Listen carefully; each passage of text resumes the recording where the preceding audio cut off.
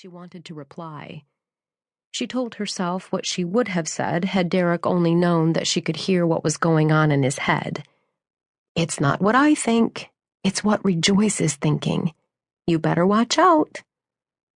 But she said nothing. Instead, she smiled at him as he came back over to the final jump and helped her down. "Oh, Becca was too scared to jump," Rejoice said airily.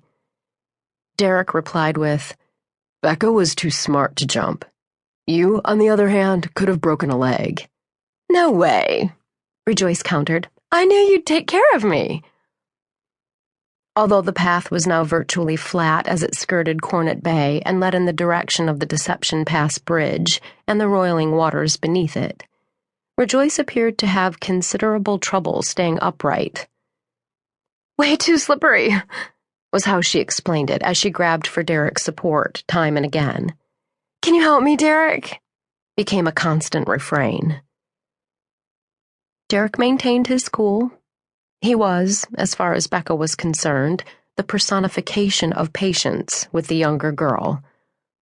It had been a number of weeks since Becca had taken him to Laconner to meet Rejoice, and it was obvious that he considered it too early to do anything more than just hang with her when he was able to make the drive. Talking to her honestly did not seem to be something that was going to happen any time soon. The trouble with this was how Rejoice was interpreting Derric's visits. Becca had had her suspicions about this when the girls' calls to Derric's cell phone began to come more than 3 times a day. So when Derric had invited Becca to join them on this particular hike, Becca had said sure, because she wanted to be exactly that, sure about what was happening with Rejoice. Back at Derric's car, they stowed their gear and the remains of the snacks they'd taken with them. Rejoice called out, "Shotgun!" and over her shoulder said to Becca, "It is my regular place, you know," and clambered inside the car. Derric muttered, "Sorry, babe," as he shut the cargo area of the Forester. "No problem," she said, and added, "But we should probably talk, you and me." He didn't reply. She'd gone back to empty of all there is for the remainder of their walk, so she didn't hear anything else from him. She climbed into the car and told herself that the prospect of studying the back of Derric's dark, shaven skull wasn't so bad anyway. He had gorgeous skin the color of bitter chocolate, and from her angle behind the passenger seat, she could see the smooth curve of his cheek and the muscle in his jaw that moved when he was feeling something he hoped not to reveal.